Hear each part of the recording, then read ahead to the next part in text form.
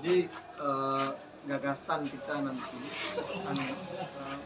kita akan membentuk semacam komunitas digital, di mana generasi muda di Hanura ini akan kita kumpulkan dia dalam satu komunitas, di mana komunitas itu nantinya kemudian membawa mereka untuk mengkreasikan diri atau mengeksplorasi diri mereka, di mana selama ini mereka menggunakan gadget mereka itu untuk bermain misalnya, atau hanya untuk sekedar melihat-lihat dunia sosial yang dipost oleh orang lain. Tapi ini kita ingin mendorong adik-adik kita ini berkreasi, berinovasi, menghasilkan produk-produk digital.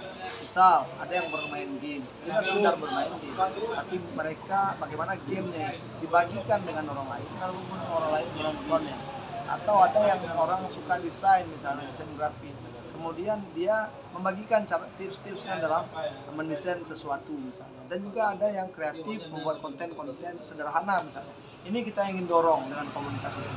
Lalu kemudian targetnya apa? Targetnya pertama, memberdayakan mereka secara digital, lalu kemudian juga membangun jaringan pakai secara masif, di mana kolaborasi ini kita tidak lagi berprinsip kompetisi, tapi kita berprinsip kolaborasi, di mana kolaborasi ini nantinya yang akan membawa Hanura ini semakin berkembang dengan jaringan digital yang ada.